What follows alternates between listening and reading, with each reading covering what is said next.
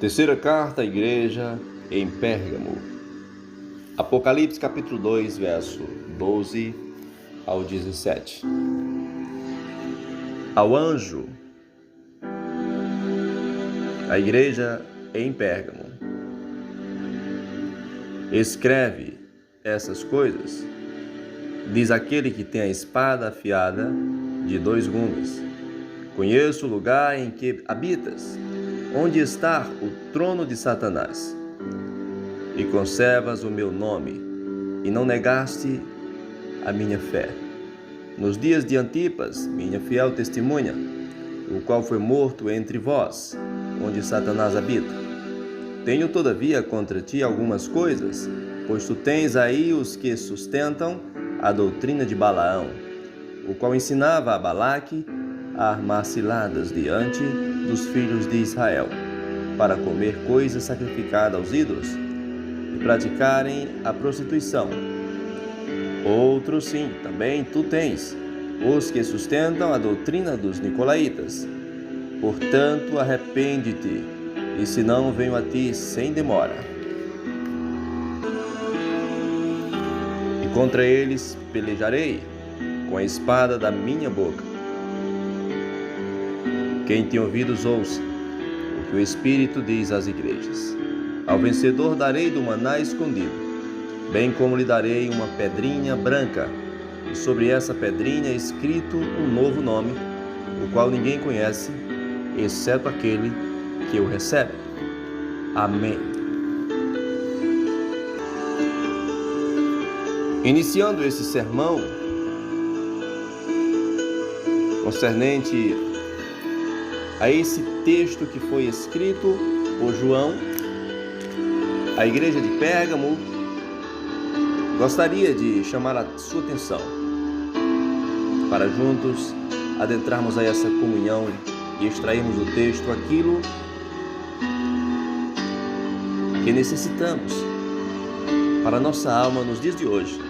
No tocante à igreja de Pérgamo, essa é o espelho da igreja de hoje, em muitos aspectos.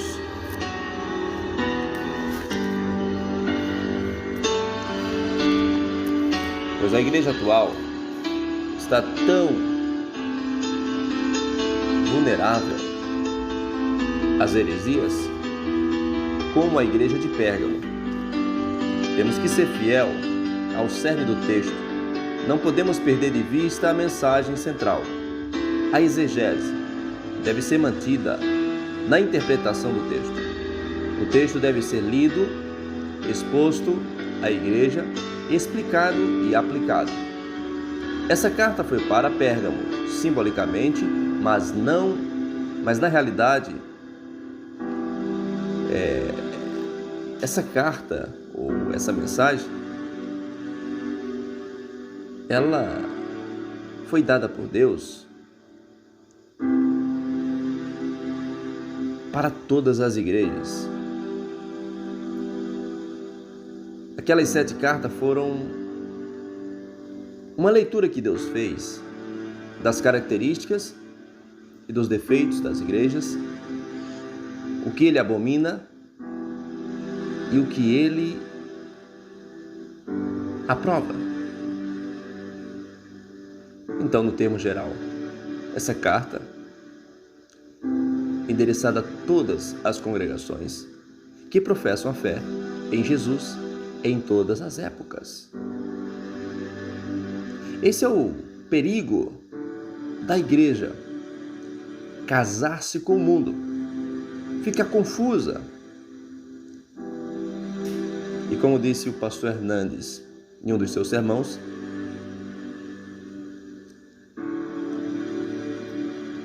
entre a verdade e o engano, da ortodoxia e da heresia. Vamos voltar um pouco à história e conhecer um pouco sobre essa igreja onde estava localizada. Pérgamo foi uma cidade muito famosa. Essa foi a capital da Ásia Menor por quase 400 anos. Foi capital do reino Seleucida. Também foi capital da província romana na Ásia.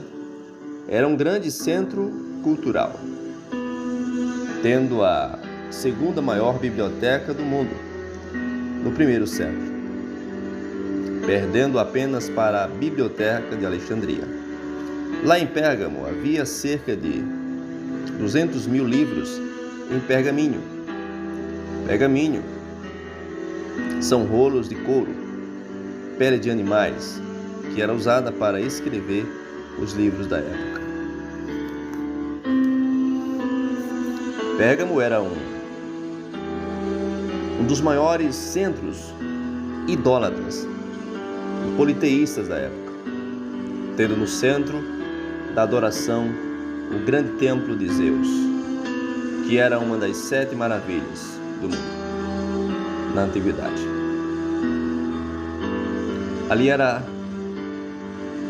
a sede da idolatria ao deus da cura, o Esculápio. É aí que a medicina até os dias de hoje carrega esse símbolo, que é uma serpente. Ali tinha uma escola de medicina e ali misturava ciência com religião. Era uma espécie de médicos espíritas, médiuns. O famoso Galeno era de Pérgamo, médico que virou referência no mundo inteiro. Pérgamo também foi a primeira cidade da Ásia que construiu um templo para adoração ao imperador romano, que exigia dos seus súditos adoração. Ou então eram perseguidos ardentemente. Nós sabemos que o Deus verdadeiro, Criador do universo, não é Zeus, não é Júpiter, mas o Deus único, Yahvé, Jeová, o grande Eu Sou, o Todo-Poderoso, o Senhor, não é o Imperador, e sim Jesus. A cura não vem de uma serpente, e sim do Espírito Santo de Deus.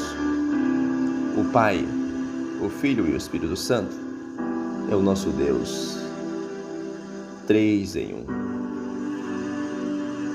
3 em partes, 1 em essência. Ele é Deus, Senhor e Rei, Criador, Salvador e Consolador. Veja o primeiro versículo dessa carta. A espada é a palavra da verdade. Ele diz: eu tenho a verdade como uma espada afiada dos dois lados. Por isso que o termo está aqui assim.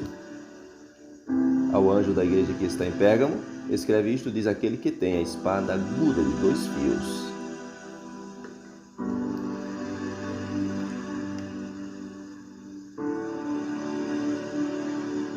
O que é que o Senhor queria dizer para aquele povo naquela época? E o que é que Ele quer dizer para nós hoje? A palavra dele corta qualquer laço de maldição. Os laços de Satanás que são jogados para nós podem ser cortados através da palavra de Deus. A verdade santifica-os na verdade. A tua palavra é a verdade.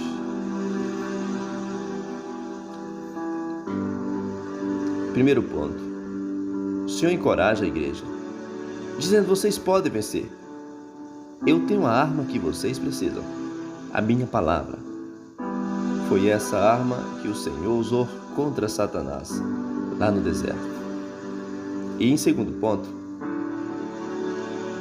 ele reconhece a tentação e dificuldade daquela igreja, dizendo: onde está o trono de Satanás?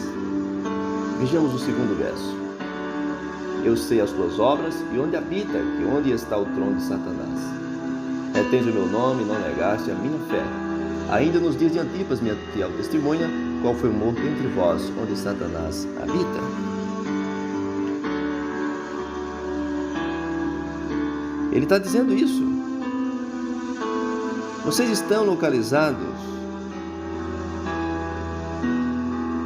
onde ele habita, cercados de todos os lados, de idolatria, feitiçaria, prostituição, violência, etc. É ou não é o cenário da igreja atual?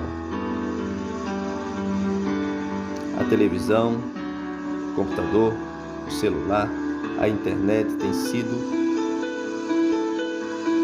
infelizmente, meios que têm levado muitos a se renderem diante de Satanás. E as heresias têm se alastrado dentro da igreja. A interpretação moral dessas 7 cartas tem se encaixado na história da igreja em todos os tempos, em todas as épocas e em todos os lugares. Pois essa carta, como as outras 6, é uma receita para toda a igreja. Como discernir, como aprender e como praticar o que Deus se agrada e como rejeitar o que Deus abomina. Em terceiro ponto, o Senhor reconhece que parte da igreja ainda permanece fiel, mesmo em meio à tentação e tribulação. E cita que nos dias de Antipas, o anjo daquela igreja, eles se encontravam mais firmes. O líder daquela igreja foi martirizado. E quando vivo, segundo Tertuliano, não negou a fé, foi fiel.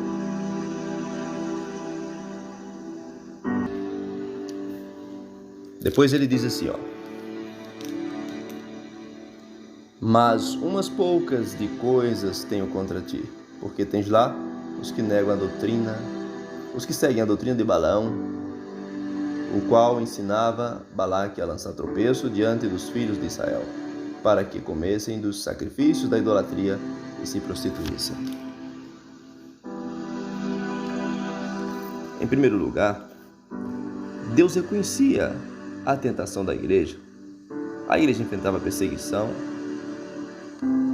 e resistiu muitos ataques pagãos, mas agora estava cedendo ao ensino herético, dando as mãos ao ecumenismo, deixando o evangelho místico. A igreja estava ficando flexível, universal, banalizando a fé. Hoje está acontecendo isso, abrindo espaço para os falsos profetas, perdendo a essência, o temor e a santidade. Então ele diz, veja, ele fala da doutrina de Balaão. Quem foi Balaão? Balaão é uma personificação do falso profeta. Profetas que querem agradar o povo em busca de honra, fama, sucesso e dinheiro. Isso lhe lembra alguma coisa nos dias de hoje? Sim, claro, você lembra, não é mesmo? Veja que havia alguns que não tinham se contaminados com essas práticas. Os remanescentes, os verdadeiros adoradores.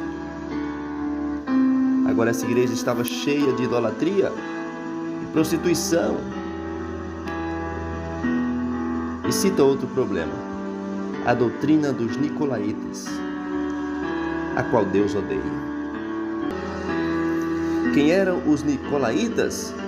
Eram os libertinos, liberais, seculares, tipo assim, Deus é amor, Deus não castiga, Deus não se ira, Ele só quer o coração, não se importa com minha roupa, como eu me visto, com meu corpo. Não se importa com o que você faz. Ele quer mesmo só o coração. Como esse coração?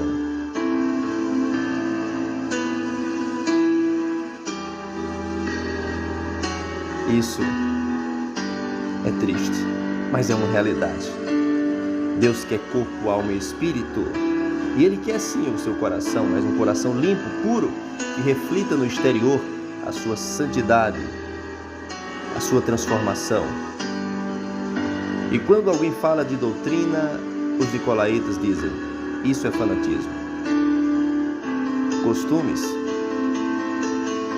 isso é usos e costumes, é formalismo, radicalismo. Os nicolaítas eram tipo daqueles que dizia que as pessoas deveriam experimentar as coisas de Satanás, conhecer o mundo. Quanto mais erramos, mais Deus nos concede graça. Quanto mais erramos, mais a graça abunda em nós. E Paulo fala sobre isso. Aos que não entendem a justificação pela fé e acham que Paulo está dizendo que agora que é pela graça, podemos transgredir a lei e quebrar os mandamentos de Deus. Romanos capítulo 3, versos 5 a 8. Na época, blasfemavam de Paulo, quando Paulo dizia que na nossa fraqueza a graça abundava. Paulo estava dizendo que na nossa queda fomos sujeitos ao pecado e tínhamos que reconhecer que somos pecadores, e quanto mais reconhecemos, mais obtemos perdão. Eles diziam que Paulo dizia: façamos o mal para que venha o bem. Paulo disse: a condenação desses é justa. Então é isso. Os nicolaítas, está escrito que eles falavam que deveriam conhecer as profundezas de Satanás, induzir os jovens à fornicação. Em quinto lugar, o Senhor chama a igreja ao arrependimento. Veja só. Ele diz aqui: assim tens também os que seguem a doutrina dos nicolaítas, o que aborreço. E no 16 ele diz: arrepende-te, pois quando não em breve virei a ti, e contra eles batalharei com a espada da minha boca. O Senhor chama a igreja ao arrependimento e ameaça de puni-los se não derem ouvidos à sua palavra. Ele fala da espada novamente, a palavra espada afiada. Eles conheciam bem o efeito de uma espada, pois Roma usava a espada contra todos que lhes negasse adoração. Pelo menos tentava contra todos.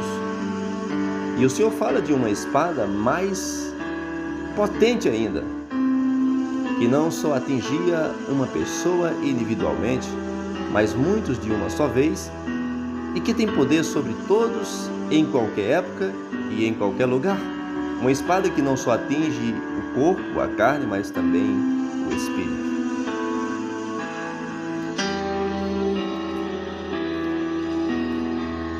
Sexto ponto. O Senhor faz uma promessa: quem vencer, darei do maná escondido. Que coisa linda. Ele diz: quem tem ouvido, ouça o que o Espírito diz às igrejas. Ao que vencer, darei eu a comer do maná escondido. E depois ele diz: dar-te-ei uma pedra branca e na pedra um novo nome escrito, o qual ninguém conhece senão aquele que o recebe. Que coisa gloriosa. Se você tem ouvidos, se você tem as ouças boas, se você tem a boa audição, então para ouvir a palavra de Deus. e ouça o que o Espírito diz às igrejas. Não fecha os teus ouvidos para as coisas de Deus, porque os que fecham os ouvidos para as coisas de Deus, até a sua oração é abominável. Então o Senhor faz isso. Promete dar o maná escondido. O que isso quer dizer? Quem rejeitar os pratos do mundo vão participar do banquete do Senhor naquele grande dia. Vão se assentar à mesa do rei e ceiar com ele. Não comerei do fruto da vide até que venha de novo no reino do meu Pai, disse Jesus. Então Jesus nos promete isso. Sétimo lugar, sétimo ponto, ele diz: outra promessa, uma pedrinha branca com um novo nome. Se havia o costume na época de se decidir a condenação de alguém da seguinte forma: se os votantes, a maioria, apresentasse pedrinha preta, era punição. E se a maioria apresentasse pedrinha branca, então era o réu absolvido. O Senhor está dizendo